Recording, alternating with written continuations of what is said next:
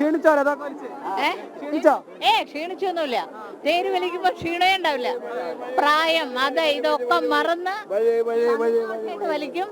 അതൊരു എന്താ പറയാ, ഒരു അനുഭൂതി. അത് വാക്കുകൾ കൊണ്ടൊന്നും പറയാൻ പറ്റില്ല കേട്ടോളൂ. Great and he is not we consider is a god. He is my brother. Celebrate ചെയ്യുക, അതാണ് സന്തോഷം. ആവേശകരമാണ്. അതെ, ഇത് ഒരുപാട് ആവേശമാണ്. എല്ലാവരും കൂടി ഒന്നിച്ചു ചേരുമ്പോൾ ഒരു ഉത്സവം പോലെയാണ്. സ്ഥലം എവിടെയാണ്? പാലക്കാട് തന്നെ. എല്ലാ വർഷവും വരാറുള്ളൂ? എല്ലാ വർഷവും വരാറുള്ളതാണ്. ഏതായാലും ഇവരൊക്കെ ഇങ്ങനെ രഥം വലിച്ചിങ്ങനെ മുടക്കാതെ 45 years. 10ാമത്തെ വയസ്സിൽ തുടങ്ങി, 55 വയസ്സായി. സൂപ്പർ, അടിച്ചു പൊളിച്ചു. 10 ദിവസവും നല്ല എൻജോയ്മെന്റാ. വർഷങ്ങളായിട്ടുള്ള ആ ഒരു ഓർമ്മകളൊക്കെ ഇങ്ങനെ എല്ലാ വർഷവും ധാരാളം കൂടിക്കൊണ്ടിരിക്കുക. തിരക്ക് കൂടുതലുണ്ടോ? ഇതാ കൂടുതലാണ്. ഇത്തിരി കമ്മി. കുറച്ച് ഏതായാലും തിരക്ക് കുറച്ച് കൂടുതലുണ്ട്. എവിടെ നിന്നാണ്? ഞാൻ തൃശ്ശൂരാണ്. കൽപ്പാത്തിയായിട്ട് ഒരു ബന്ധമില്ലാത്ത ആളാണ്. പക്ഷെ ഇതെന്റെ 7ാമത്തെ കൊല്ലാണ് കൽപ്പാത്തിയിൽ. കൽപ്പാത്തിക്കാരനായി. അതിപ്പോ ഒരു ഫാമിലി ബോണ്ട് പോലെയായി. അത്രയും ഇഷ്ടപ്പെടാൻ ഓരോ ചടങ്ങുകളുടെ ചടങ്ങ് മാത്രമല്ല, ഇതൊരു ഫാമിലി ബോണ്ടായി. പിന്നെ എല്ലാവരായിട്ടുള്ള കണക്ഷൻസ്, കമ്മ്യൂണിക്കേഷൻസ്, തേര്, ആഘോഷം, പിന്നെ ആ വോളണ്ടിയറിറ്റി എന്ന് പറഞ്ഞ സംഗതി ഉണ്ട്. എല്ലാ കാര്യങ്ങൾക്കും വോളണ്ടിയർ ചെയ്യുക. അപ്പൊ അതൊരു സന്തോഷമാണ്. ദിവസം കാണുന്ന ആൾക്കാരാണ്. ജനജീവിതം ഏറ്റവും നല്ല ജീവിയാണ്. ഇന്ന് ശബരിമല കാണിച്ച പ്രത്യേകം നന്ദി. ശബരിമല കാണിച്ചു തന്നില്ല. ഓക്കെ, അടിപൊളി അടിപൊളി അടിപൊളി അടിപൊളി. ഇന്ന് ശബരിമല കാണിച്ചത് അടിപൊളി. Okay, thank you. ശബരിമല സംപ്രേഷണം ഉൾപ്പെടെ നന്നായിട്ടുണ്ട് എന്നൊക്കെ ഒരുപാട് പേര് പറയുന്നുണ്ട്. ഏതായാലും ഒരുപാട് ആളുകൾ ഇങ്ങനെ തടിച്ചുകൂടി നിൽക്കുകയാണ്. ഇനി ഞാൻ നേരത്തെ പറഞ്ഞതുപോലെ തന്നെ കൽപ്പാത്തിയിൽ എല്ലാവരും ഇനി ആകാംക്ഷയോടെ കാത്തിരിക്കുന്നത് ആ ഒരു ദേവരഥ സംഗമം കാണുന്നതിന്. സംഗമത്തിന് ഇനി ഏതാനും സമയങ്ങൾ മാത്രമേ ബാക്കിയുള്ളൂ.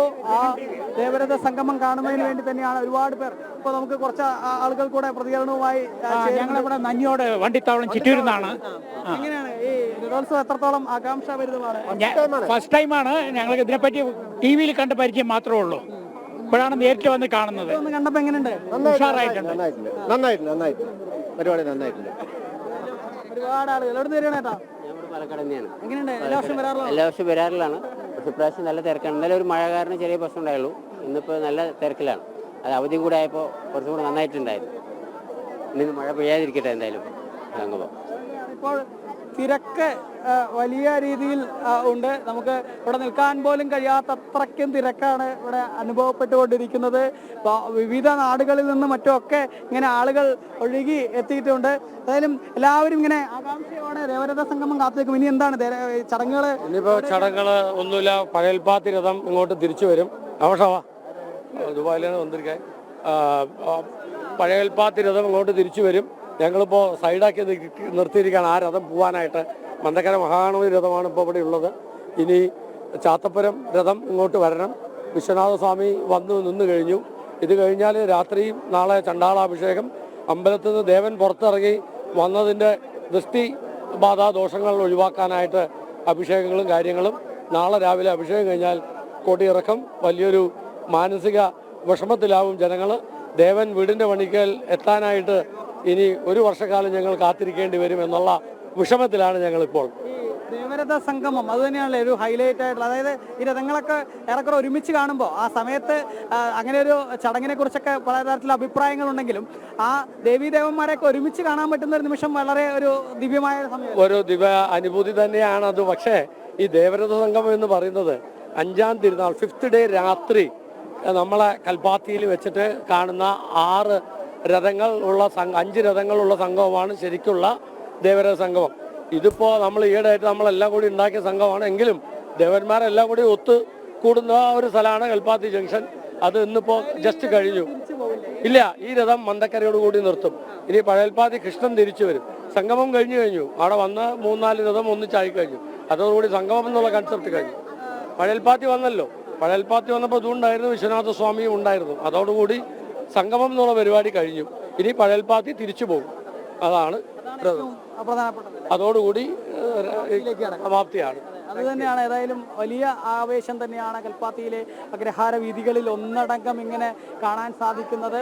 എല്ലാവരും ആകാംക്ഷയോടെ ആവേശത്തോടെ കത്തിരിക്കുകയാണ് കൽപ്പാത്തി അഗ്രഹാരത്തിൽ.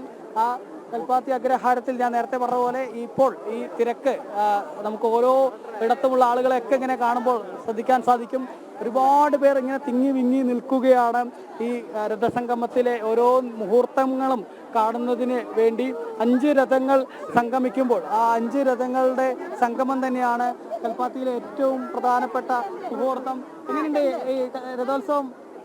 എത്രത്തോളം ആകാംക്ഷ വരുന്നതായിരുന്നു? ഇത്തവണ എല്ലാ സമയത്തേക്കാളും ഇപ്രാവശ്യം കുറേ തിരക്കുണ്ട്. അതുകൊണ്ട് നമുക്കറിയില്ല, ഭയങ്കര ആസ് യൂഷ്വൽ എപ്പോഴും എൻജോയ് ചെയ്യുന്ന പോലെ തന്നെയാണ് ഞങ്ങൾ എൻജോയ് ചെയ്യുന്നത്. ഞങ്ങൾക്കിത് ഒരു എമോഷനാണ്, അതുകൊണ്ട് വലിയ ഡിഫറൻസ് ഒന്നുമില്ല. എല്ലാ വർഷവും ഇതിനു വേണ്ടി ഞങ്ങൾ കാത്തിരിക്കും. നവംബർ വന്നാൽ പിന്നെ പാലക്കാടുകാർക്ക് കൽപ്പാത്തിക്കാർക്ക് ഭയങ്കര ഇഷ്ടമാണ്. അതെ അതെ അതെ. ഈ രഥോത്സവത്തിൽ ഏറ്റവും ഇഷ്ടപ്പെട്ട കാര്യങ്ങൾ എന്തൊക്കെയാണ്? ഏറ്റവും ഇഷ്ടം തേര് വലിക്കുന്ന ഇഷ്ടമാണ്. പിന്നെ ആകെ വർഷത്തിൽ ഒരിക്കൽ നടക്കുന്നില്ലേ, അപ്പോൾ ഏറ്റവും വെയിറ്റ് ചെയ്തിരിക്കുന്ന ഒരു മൊമെന്റ് ആണിത്. ഒരുപാട് ദൂരത്തുനിന്ന് ഇങ്ങനെ വലിച്ച് ക്ഷീണിച്ചോ? ഇല്ലല്ല, ക്ഷീണമൊന്നുമില്ല. ഞങ്ങൾക്കിതൊരു ആരാണ് വിളിക്കുന്നത്. വിശ്വാസപരമാണ് ഈ ചടങ്ങുകളും. ഒരുപാട് വിശ്വാസമുണ്ട്, വലിച്ച കാര്യങ്ങളൊക്കെ നടക്കുന്നൊക്കെയാണ് പറയുന്നത്. എന്താണ് ഈ തേര് വലിക്കുന്നതിന്റെ പുറകിലുള്ള വിശ്വാസം? വളരെയധികം വിശ്വാസത്തോടു കൂടിയാണ് ഞാൻ കൊല്ലത്തു നിന്നാണ് വന്നിരിക്കുന്നത്. അപ്പോൾ ഈ രഥോത്സവം തേര് വലിക്കുന്നത് കൊണ്ട് വളരെയധികം നമുക്ക് നമ്മൾ ഉദ്ദേശിക്കുന്ന ഒരു രീതിയിലേക്ക് എത്താൻ പറ്റും. ഒരു മനസ്സമാധാനം എല്ലാം കിട്ടുന്നുള്ള ഒരു ഇതാണ് പറയുന്നത്. ഇതിൻ്റെ ആ വിശ്വാസത്തിൻ്റെ പുറത്താണ് നമ്മൾ ഈ തിരക്കിൻ്റെ ഇടയിലും വന്ന് ബുദ്ധിമുട്ടി ഇത്രയും കഷ്ടപ്പെട്ട് വലിക്കുന്നു. എന്തെങ്കിലും പറയണ്ടോ? പറയണ്ടല്ലോ.